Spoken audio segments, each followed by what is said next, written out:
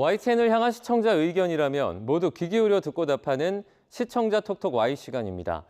오늘 주목한 시청자 의견을 AI 앵커 Y고가 소개해드립니다. 지금 바로 만나보시죠. 안녕하세요. AI 앵커 Y고입니다. 오늘의 첫 번째 주제는 애니메이션에 대한 시청자 의견을 들어봤습니다. 자세한 내용 지금 바로 보시죠.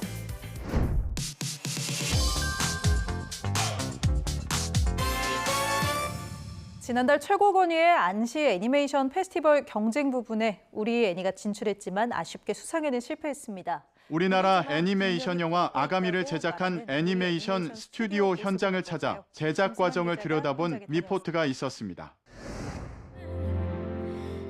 삶의 끝에서 아가미가 생겨난 소년 곤. 인간도 물고기도 아닌 소년과 그 주변에 머무는 소외된 사람들 이야기. 구병모의 소설 아가미를 원작으로 한 작품으로 애니계의 칸 안시 애니메이션 페스티벌 경쟁 부분에 진출하는 쾌거를 이루기도 했습니다. 조금 느리지만 분명히 걷고 있기 때문에 먼 훗날에는 우리 애니메이션을 통해서 함께 성장한 이런 시간들이 우리나라 애니메이션의 어려운 제작 환경 속에서도 꿋꿋이 제작해 나가고 있는 애니메이터들의 이야기를 담아내는데요. 국내 애니메이션이 안시애니 페스티벌에 진출한 소식을 알리면서 우리나라 애니메이션에 대해 척박한 환경이라고 표현했는데, 관련해 애니메이션 시장 규모나 한계 등 추가로 정보를 제공했다면 공감도를 높일 수 있는 보도가 됐겠다는 시청자 의견이 있었습니다. 추가적인 정보를 담아내기 위해 시청자 톡톡Y에서 우리나라 애니메이션 시장 규모와 한계점에 대해 알아봅니다. 2022년 글로벌 애니메이션 시장 규모는 3,860억 달러, 우리나라 돈으로 약 527조 444억 원을 기록했습니다.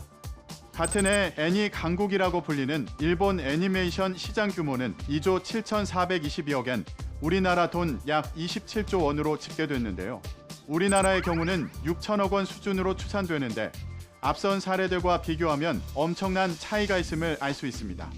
일본의 경우 수십 년에 걸쳐 TV 시리즈와 극장용 애니메이션이 공생하며 구축한 팬덤이 유독 탄탄한 것은 사실이지만, 그럼에도 국내 애니메이션 시장 규모가 현저히 작은 것은 사실입니다. 한국콘텐츠진흥원이 발간한 2023 애니메이션 이용자 실태 조사를 통해 발표한 극장 애니메이션 현황에 따르면 스즈메의 문단속과 더 퍼스트 슬램덩크가 흥행 순위 1위, 2위를 차지했는데요. 국내 애니메이션 중 가장 흥행한 작품은 11위인 뽀로로 극장판 드래곤캣을 배모험입니다. 뒤이어 신디아파트 극장판 차원도깨비와 7개의 세계가 있는데 두 작품 모두 어린이를 대상으로 한 아동용 애니메이션에 속합니다. 이처럼 우리나라 애니메이션은 아동용 제작에 치중되어 있는데요. 성인용 애니메이션이 더 많이 제작되어 애니메이션 시장이 확장될 필요가 있다는 의견들이 있습니다. 다음으로 시청자 톡톡 Y 두 번째 주제는 연예인 스토커에 대한 시청자 의견을 들어봤습니다. 어떤 내용을 담고 있는지 이어서 확인해 보시죠.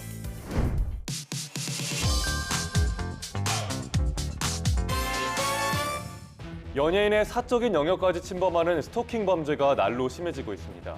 연예인들이 실제로 경험했던 스토커 사례들을 모아 소개하며 관련의 처벌과 심각성을 알린 보도가 있었습니다.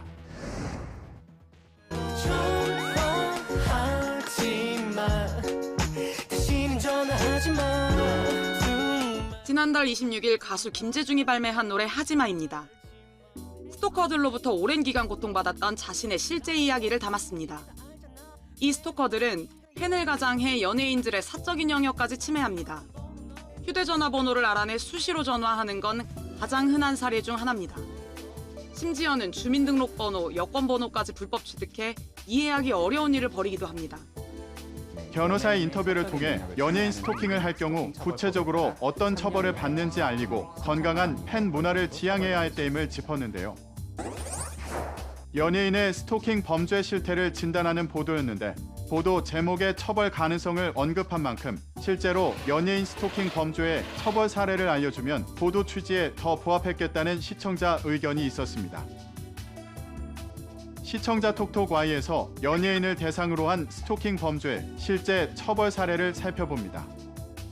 먼저 스토킹 행위에는 접근하거나 따라다니거나 진로를 막아서는 행위와 일상적으로 생활하는 장소 또는 그 부근에서 기다리거나 지켜보는 행위를 말하는데요.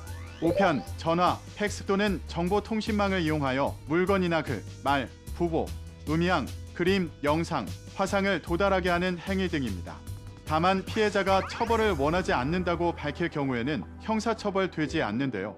실제로 처벌받았던 연예인 스토킹 사례를 살펴보면 에이핑크 멤버 겸 배우 정은지 씨를 스토킹한 혐의로 기소된 50대 여성이 스토킹 범죄 처벌 등에 관한 법률 위반 혐의 등으로 기소됐습니다.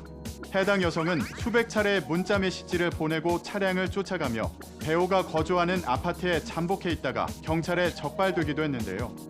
법원은 이 행동들을 관심과 애정의 표현을 넘어선 범죄 행위로 판단하고 현재 이 여성에게 징역 1년, 집행유예 2년을 선고했습니다. 실형 사례도 존재합니다. 가수 비와 배우 김태희 부부를 스토킹한 혐의로 재판에 넘겨진 40대 여성은 1심에서 징역 6개월 40시간의 스토킹 치료 프로그램 이수를 명령, 실형을 선고받기도 했습니다.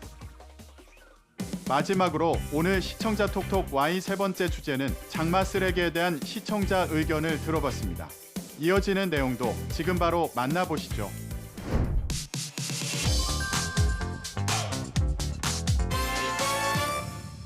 지난주 충청 지역에 쏟아진 장맛비에 쓰레기 수백 톤이 강을 따라 내려와서 서해로 밀려들었습니다. 억센 장맛비에 강을 따라 휩쓸려온 엄청난 양의 쓰레기로 몸살을 앓고 있다는 충청 지역 소식을 전한 보도가 있었습니다. 바닷물이 빠져나간 해변이 각종 쓰레기로 뒤덮였습니다. 나뭇가지와 풀들 사이로 음료수 캔과 화장품통이 뒤엉켜 있습니다. 충북 지역 전화번호인 0432 찍힌 플라스틱 상자와 농약 병까지 발견됩니다.